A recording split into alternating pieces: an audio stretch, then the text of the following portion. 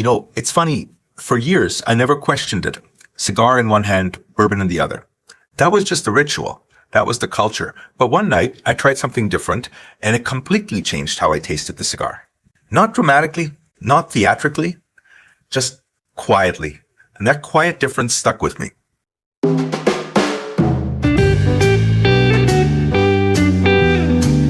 Welcome to the Cigar and Whiskey Podcast, where every episode takes you deeper into the stories, traditions, and flavors that make cigars and spirits unforgettable. So pour a glass, light a stick, and settle in. So here's how this started. It wasn't some big decision. I didn't wake up one morning and declare independence from whiskey.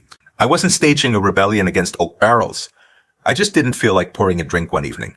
That was it. It was a weeknight. I had a cigar I'd been looking forward to all day. Something medium-bodied, a little cocoa, a little cedar. Normally, I'd pour a bourbon without even thinking. But that night, I just made a coffee instead. Nothing fancy, black, hot, simple, and about 10 minutes in, I noticed something. The cigar felt clearer, not stronger, not weaker, just clearer. The flavors seemed more separated, like instead of blending into one rich, smoky blur, I could actually pick out the notes. Cocoa here, a little sweetness there, some soft wood in the background, and I remember thinking, have I been overpowering this thing all these years? Now don't get me wrong, I enjoy a good whiskey. I'm not turning in my membership card. But that moment made me pause, because we repeat this advice constantly in cigar culture. Pair it with a great bourbon, get yourself a good Scotch, add a rum, and we say it like it's mandatory. Like the cigar somehow needs backup. But here's the thing that started to bother me. A premium cigar is already complex, it's layered. It evolves from the first third to the final third. It has sweetness, bitterness, spice, and texture.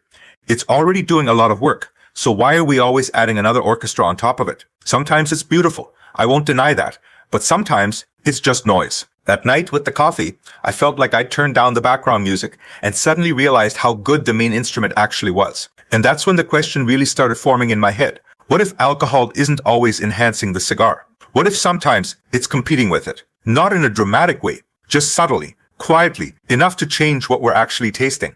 And once that thought creeps in, you can't really ignore it, because then you start paying attention. A cigar is also bold, structured, and layered. It has its own sweetness, its own spice, its own bitterness, its own evolution. So when you put those two together, you're not adding simplicity, you're stacking complexity. And sometimes stacking complexity doesn't create harmony. Sometimes it just creates density. That's what surprised me. With the coffee, the cigar felt separated in a way I wasn't used to. I could taste transitions more clearly. The shift from the first third into the second didn't get blurred by a wave of oak or vanilla.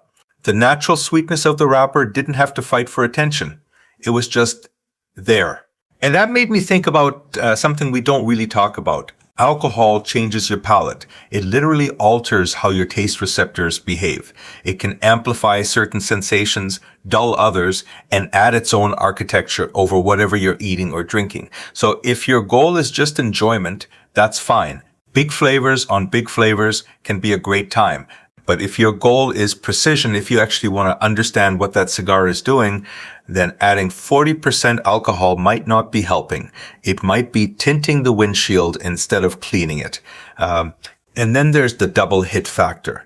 Nicotine is a stimulant, alcohol is a depressant. When you combine them, your body does this strange little dance, heart rate shifts, blood pressure changes. For some people, that lightheaded feeling sneaks up faster than expected, especially if you haven't eaten, especially if the cigar is stronger than you realized. I've had those moments. Most of us have. You're enjoying the conversation, the smoke is great, the drink is smooth, and then suddenly you're thinking, maybe I should sit down for a second. When I removed the alcohol from the equation, that variable disappeared. The experience felt steadier, more controlled. I could focus on the cigar and the conversation instead of monitoring how I felt. And that steadiness actually made the whole ritual more enjoyable. All right, let's pause right there. We'll take a quick break. And when we come back, I want to talk about something even more practical. Clarity of mind, long smokes, and why sometimes less in the glass means more in the humidor.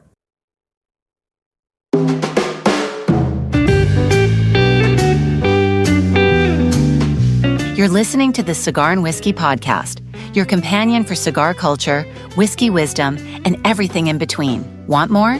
Visit us anytime at cigarandwhiskeyguide.com for articles, reviews, and pairing tips.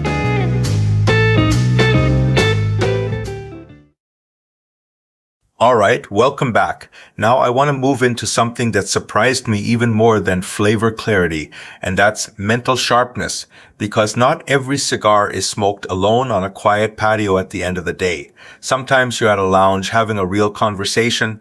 Sometimes you're at a business gathering. Sometimes you're hosting friends. And here's the thing. Alcohol softens the edges of your thinking. Even in small amounts, it changes your cognition. That can be great if the goal is pure relaxation. But if you're trying to analyze flavor, track transitions, or stay fully engaged in a conversation, that slight mental blur matters more than we admit. I started noticing that when I paired cigars with coffee or tea instead, my impressions were sharper. My words came more easily. I could describe what I was tasting without reaching for vague filler descriptions. The experience felt more intentional, more precise, like I was actually present for it instead of floating slightly above it. And then there's the practical side of things. Not every cigar happens at home. Sometimes you're at a lounge, sometimes you're at a friend's place, sometimes you're at an event, and eventually you're driving home. When you remove alcohol from the equation, that calculation disappears entirely. There's no mental math, no quiet second guessing. No, I think I'm fine. You enjoy the cigar fully, and when it's time to leave, you leave clear-headed. It also changes daytime smoking in a subtle way. Morning cigars with coffee feel natural. Afternoon patio sessions feel lighter. You're not forcing a pour just because tradition says you should. The cigar stands on its own. The ritual still works. It doesn't collapse without a drink in your hand. And then there's the financial side, which nobody really talks about because it's not romantic. Premium cigars aren't cheap. Neither is good bourbon, quality Scotch, or aged rum. Stack a $15 pour on top of a $12 cigar, and that relaxing evening starts climbing pretty quickly. But coffee, tea, sparkling water, even a craft soda, suddenly the cost drops while the focus sharpens. This isn't about being cheap. It's about being intentional. Maybe instead of splitting your budget between two premium indulgences, you invest more into the cigar itself. Maybe the leaf becomes the luxury, the centerpiece, the thing you're actually there for. And something subtle shifts when that happens. When the drink becomes simpler, the cigar becomes the star. You're not juggling two experiences. You're committing to one. And there's something surprisingly satisfying about that kind of focus. All right, let's bring this home by zooming out a bit, because this isn't just about flavor, sharpness, or even practicality. It's about culture. For a long time, the cigar world has quietly implied that alcohol is part of the uniform. Bourbon in the evening, Scotch at the lounge, rum on the patio. And there's nothing wrong with that. Those traditions exist for a reason. But somewhere along the way, it started sounding less like an option and more like a requirement. And the more I thought about it, the more I realized that doesn't really make sense. Not everyone drinks. Some people don't for health reasons, some for religious reasons, some because they're sober, some just don't enjoy it. And when the unspoken rule is that a real cigar experience includes alcohol, it subtly narrows the table. It tells people without meaning to that they're doing it wrong if there isn't a pour beside the ashtray. But a cigar at its core is about slowing down. It's about attention. It's about craft. The tobacco doesn't know what's in your glass. It doesn't care. It just burns the way it was blended to burn. And when you let the cigar stand alone, something interesting happens. You start noticing the construction more. The draw, the way the ash holds, the subtle sweetness that creeps in halfway through. The transitions become clearer because nothing else is competing for your senses. And sometimes, and this might be the most important part, you realize the cigar was enough all along. It didn't need reinforcement. It didn't need amplification. It didn't need another dominant flavor demanding attention. It just needed space. That doesn't mean whiskey disappears. It doesn't mean you stop enjoying a great pour when the moment calls for it.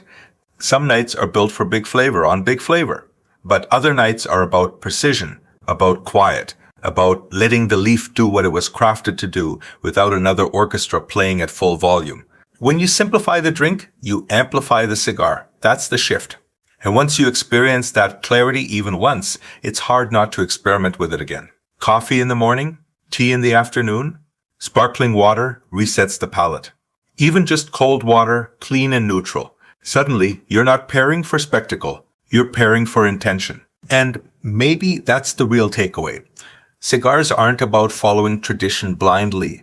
They're about choosing your experience, about being present, about deciding what kind of evening you actually want to have. So next time you light up, try it, skip the pour, brew the coffee, pour the tea, see what changes. You might find that when the glass gets quieter, the cigar gets louder. And that's a pretty interesting thing to discover. I hope you enjoyed this episode. If so, please subscribe to this podcast or sign up for my weekly Smoke Signals newsletter by going to smokesignalsweekly.beehive.com.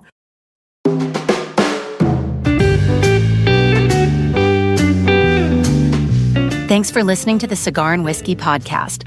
Subscribe and share with a fellow aficionado, and keep the journey going at cigarandwhiskeyguide.com, where every puff and pour has a story.